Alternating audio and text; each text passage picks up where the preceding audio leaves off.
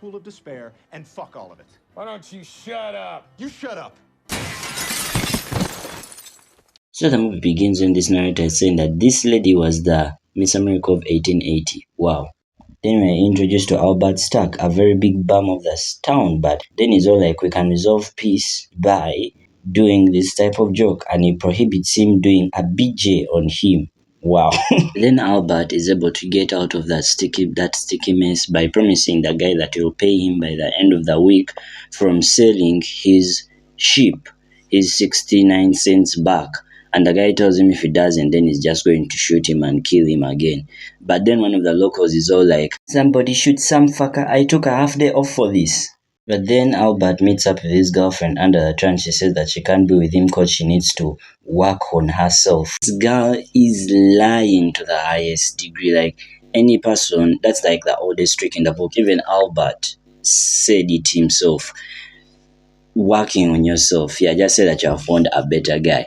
But anyways, then after that we are introduced to his friend. His friend who's waiting for his girl who's smashing upstairs, yet he has never smashed. How sad. The reason why he hasn't yet smashed his girlfriend, but the girlfriend is smashing, is because of their Christian values. Their Christian values do not allow them, since they are lovers and boyfriend and girlfriend, they ain't allowed to smash according to Christian values. But it totally makes sense that it does not say in the Christian values that you're supposed to smash other men even when you're committed to one guy who you're not yet married to, but you want to get married to them. This was fucked up. Anyways, Albert arrives home and the dad asks him, "You're late. For what?" Fair enough. So Albert decides to take it to the bar with his friends and he starts venting out of how everything is messed up in 1880 at the West Front, of how people can easily get sick, of how people can easily die, because he's basically pissed off of the breakup between him and his girlfriend, Emily. So as he's complaining, he starts giving examples of how these miners, all guys who work in gold mines, are so intoxicated with the fumes that they cannot taste anything apart from spicy food. But the problem is that when they taste that spicy food, their own fat can kill them. And this guy takes his best friends outside to prove his point more, that he shows them their dead mayor, his body dead lying on the ground, which has been there for 3 days with no one investigating the issue, no one bothering to care, and no one at all trying to even put a head department guy who's going to replace the mayor. No one gave a fuck. And all of a sudden, wolves dragging the mayor's body away, illustrating his point, and he says, "Bye-bye, mayor, be happy being wolf shit." Then after him lamenting and proving his argument of how the 1880 American front is very fucked up, they come in the bar and he says, "And that's for you folks, the American West Frontier line," which is very fucked up. Then some dude tells him to shut up, but he responds back and things don't go well. Why don't you shut up? You shut up! Then he decides that he's going to visit Emily even in his drunkard state, and somehow he arrives and still manages to get chased away by her. Then he describes of how he has ever had her farting, saying that it sounded like Then as this old man is going back to town, he sees this group of bandits coming and he decides to hide his piece of gold. Then after hiding the piece of gold, the guy is all like, "Bro, I know you're from the gold mines. Give me the gold. Or not so you get shot." Then the old man gets it, sadly. But then he's all like, "I won't take it. I have to first be in a duo to do it." So he encourages the old man to catch a gun and he shoots him. So what was the whole fucking point? Guys? Like, now these are typical sadists. Like, if you are still going to kill that guy, you would have just done it in the first place than wasting a nigga's time to the afterlife. Like, you get. Anyways, the dog is adopted, if I'm to say technically, because it's called Plugger. And Plugger is adopted by the wife of that bandit who's called Anna.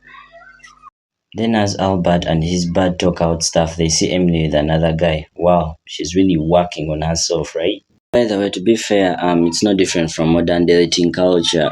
This guy was planned, and also he had his own barber shop for people who have mustaches, and he also had a mustache whereby at that time having a mustache was apparently cool, just like having abs and being 6 feet nowadays. So yeah. Then as Albert is obviously still pissed off, but he's trying to get mind off stuff, somebody all of a sudden dies in front of him. Typical Final Destination scene. Then Albert, his friend, gets check up on his girlfriend who has already finished doing it with another guy. Then he's like, can we also do it? But she refuses since it's against their Christian values. Then removes a piece of the ring of the guy. And this guy, Albert, comes that I've given up. I'm going to San Francisco because I'm so heartbroken. Then after that, all of a sudden, they each other good luck, but he gives him the handkerchief used on the girl's face. Disgusting, bro. Then a whole bar fight starts because of this guy shooting the pastor's son. Then after that, Albert and his friends start pretending, just like how they rehearsed to fight, as they're pretending to fight while others are seriously fighting, inclusive the girlfriend of their friend. But then as Albert is still fighting, he sees some chick is almost going to be fallen on top on by some men up the balcony, so he decides to fall on top of her and rescue her also, which Anna is very thankful for. Oh no, sorry, not thankful of falling on top of her, meaning like thankful for saving her from other men falling on top of her and totally squashing her and stuff. So that night, Albert decides to conceal his emotions to this woman that his girlfriend left him for another better guy who's more rich and maybe more planned and has a mustache. So she decides that she's equally hot and she can help him get back the girl and make Emily feel jealous of them also being already in a relationship. So they decide to attend some country fair.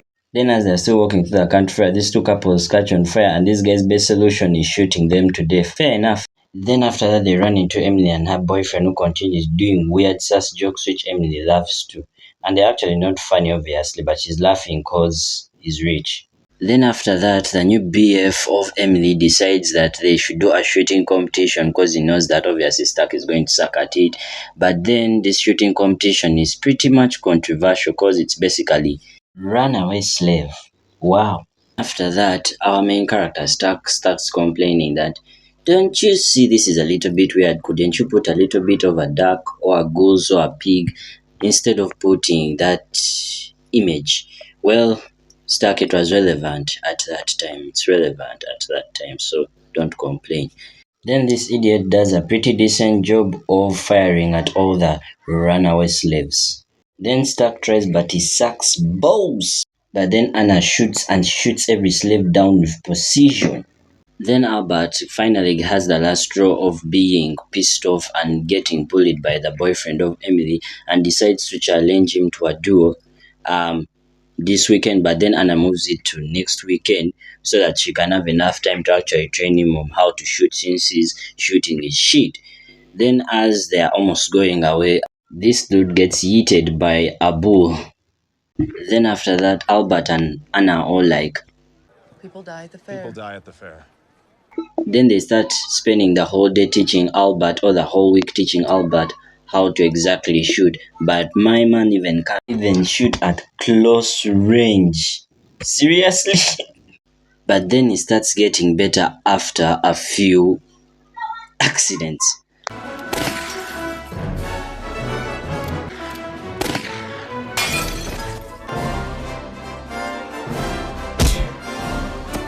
Then Albert shoots at his house's door. Then after that, the dad comes out shooting randomly anywhere, finding out it's Albert. He's like, Albert, I told you no foes. Then Albert and Anna are supposed to attend some nighttime town gala. And after that, Anna arrives in a very weird dress. Basically, these dresses whereby you put like some metallic band thing around you so that you can appear like you have a wide bum. And then they start making a joke that start saying how a black man would feel scammed that she has a wide ass, but when she doesn't even have one. Okay, to debunk of that myth, yes, majority of the minority. I'm a black guy, I'm 17, and I don't like wide ass ever since I was young. Yes, I can prefer a girl who's curvy, but I'm not sure I would like a very wide ass. I don't like it. It's too weird. To me, the girl is fat. But to go back on the movie, they bump into Emily and her boyfriend again, and they decide to have a dancing competition and the guy starts saying, mustache, mustache. You gotta have a mustache. Then this dude, Albert's friend, starts getting freaky with that. ass. I must touch, I must touch. Now we have saved the world. I must touch. She gets overwhelmed and lands on his booty cheeks. Then after that, Albert is able to have a little smoochy session with Anna and also takes back home and again kisses her as she's entering her house. Meanwhile, there's some guy watching them from the sideline who's actually Anna's bro, and he's all like, "It's snitching time." Then we also get a Back to the Future reference. Wow. Then this dude gets diarrhea during the time he's supposed to be doing the Death of Tango. Then Anna's husband is able to find her and he's all like, "Sup, baby girl?" Then the day for the fight between Emily's new boyfriend and Albert arrives, and Albert is pretty early, but then the BF takes some time to arrive, but he does arrive, but not looking good at all, stumbling all over the place. Then he starts pooping in this guy's hat mercilessly. Then after that, he tries to take this dude's hat again, and these guys are like, "Nope, you ain't taking that. Nope, you ain't taking that shit. Nope, you ain't taking that." Then he's all like, "Give me that hat," and he also pops in it. Then Albert expresses to Emily of how much he cares about her, but now since he has ever experienced how an actual person who cares about you acts like, he doesn't give a fuck anymore. So he just walks away in a very aura moment farming way. Then after that, to go back to his hopeless friend with basically his hooker up girlfriend, she's all like, "But our Christian values, we can't bang each other at all." But as soon as she says that, this guy is all like, "Rose, let's fuck." Okay. I can't be me. And after that, some guy or Anna's actual husband, pulls up and he's all like, "Whoever freaking kissed my wife since my trusty henchman snitched on my wife that she had kissed some other guy who's more charming than me will die. And if he's not willing to apprehend or snitch themselves out, he's going to kill more innocent people in the town." So this guy Albert has no choice but to start parking for San Francisco and D. Meanwhile, as Anna's husband is trying to interrogate her on who exactly she was with. "Tell me who this woman, Mark Twain." "Laura, really?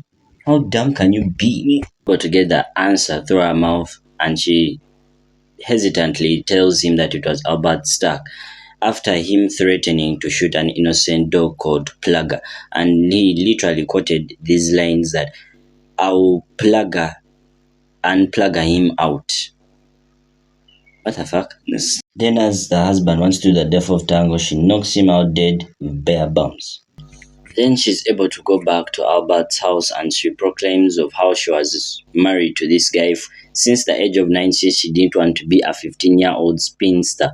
And after that, she was all like, she liked Albert because he's actually a nice guy who's very soft-grounded and funny. Then Albert is all like, "Yeah, right. That's why all the women are all like, where are all the unmurderous men taken?" So after that, Albert makes Anna leave off and she tells him that her husband always shoots at the count of 2, not actually at the count of 3, as just a tip in case she's to end up in a shootout with him. And then after that, he hides under a ship which also pees on him. Then he's able to escape from them. And now he's able to escape from them. He's able to escape them from them on a horse. Thinking he's Vin Diesel. But meanwhile, Anna is again caught by her dearie husband. Then after that, Albert is knocked out after escaping from the other bandits and instead lands into the Red Indians who are almost burning him alive. But then since he's a nerd and he knows their local language, they actually vibe with him and give him their drugs, which makes him end up in a very terrible hallucination state and imagining very dumb stuff from the time even he was raising up with Emily. And then after that, he's able to go back to normal state, ready to confront his competitor. And he thanks these guys that, "Thank you for letting me take your drugs with you. I know what to do now." Then after that, he goes for the gun fight with that guy whose name I've never bothered with, okay, the husband of Anna. But then after that, as he's counting down, then he gets shot by Albert in the shoulder. And after that, he asks him, "Where did you learn to shoot?" And so like, "Your wife," which pisses him obviously off. After that, just as Anna's husband is starting to pull on the trigger, he actually starts becoming dizzy and drowsy. which Albert starts explaining why. Because Albert actually, while he was hanging out with the Red Indians and also taking drugs with them, Albert actually, they provided with him a poison of a poisonous snake. But as he's still bragging off, one of the friends is all like, yo, the guy is already freaking dead. The guy is. Then after that, Albert is all like, what? So he didn't listen to my whole entire cool speech of how I outsmarted him and brain beats strength. Then they're all like, yes, he didn't. But anyways, then Emily is all like, I can come to day night, but Albert is all like, I have to work on myself. Damn, my man. Anybody got some warm milk? After that, him rejecting Emily with a cruel heart, basically the bandit that he killed was worth something like $10,000 or $5,000 or $1,000. I don't remember. Well, if you want, you can go and watch the movie and you comment down, whereby I'm likely not respond since I won't be around by that time. But in simple terms, he wins a lot of money and decides to buy more sheep and makes out later with his new girl. Oh yeah. That was A Million Ways to Die in the Wild West. That movie, 2015, great movie. I enjoyed, I laughed a lot. There are so many parts I excluded out because copyright issues and because storage and editing. It's so hard to do it when you're a one-man army. But anyways, I think Albert could still make a lot of money because he's selling sheep, and the material you get from sheep is wool, right? So that wool can be distributed to those big companies that can clothe it into clothings and bed sheets and blankets. Then they pay back Albert. Then Albert can transform that income into a more bigger upscale, which can help him to make his own clothing brands, kind of. Then after that, making his family more rich, generational wealth. Then after that generational wealth, Albert can easily conquer the world with his family because of capitalism and becomes an American capitalist thing. Anyways, it's your boy ZM. I enjoyed making this video, by the way. Hope you liked it. If you're able to watch it until the end, thank you so much. I thank you. I value for your time. Thank you so much for watching until the end. I'm not going to be around at all after the posting of this video, when this video has been posted. But if you're able to watch until the end, thank you so much. Thank you so much. And it's your boy ZM. Please comment and subscribe, and hope you can watch my future videos as I improve more and more. And always be